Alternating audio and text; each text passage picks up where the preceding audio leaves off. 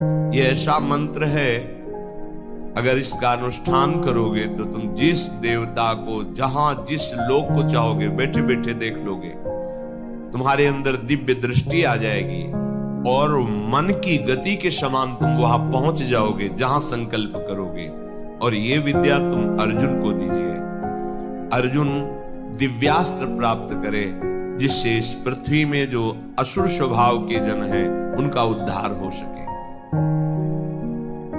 भगवान व्यास देव जी के द्वारा दी हुई प्रतिस्मृति विद्या जब अर्जुन को प्रदान करी, अर्जुन समस्त ब्रह्म ऋषियों की वंदना करके देवराज इंद्र की प्रसन्नता से ही दिव्यास्त्र प्राप्त होंगे ऐसी भावना से इंद्रकील पर्वत पर पहुंचे। वहां एक वृद्ध ब्रह्म ऋषि रूप में देवराज इंद्र ही बैठे थे। उनका तिष्ठ तिष्ठ, रुक जाओ, आगे मत जाओ। आगे अस्त्र शस्त्र ले जाने लायक देश नहीं है, यहां सब दिव्य सिद्धों का देश है।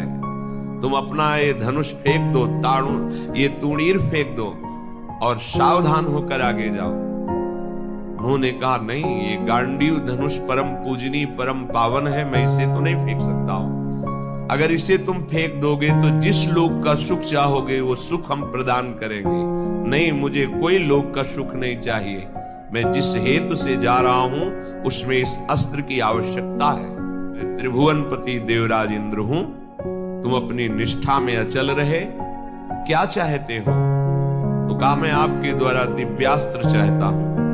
वो तो तभी प्राप्त हो सकते हैं जब देवाधिदेव भगवान शंकर का दिव्य अस्त्र तुम्हें प्राप्त हो, उनका साक्षात्कार हो, फिर हम समस्त लोकपाल अपने अपने दिव्यास्त्र आपको दे देंगे। अर्जुन ऐसा सुन ही रहे थे कि देवराज अंतर्धान हो गए। अब विचार किया कि मुझे प्रथम महादेव जी की आराधना करनी चाहिए।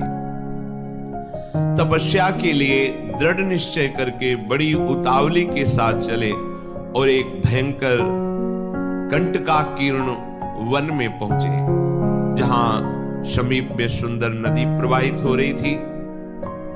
हिमालय का शिखर है, पवित्र शीतल वायु चल रही है।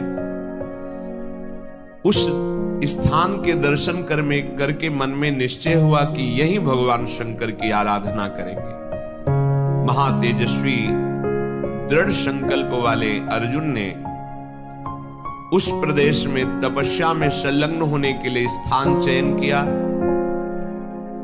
और कुशा की लंगोटी लगाई। कुशा बहुत दुखद होता है, छू जाए तो त्वचा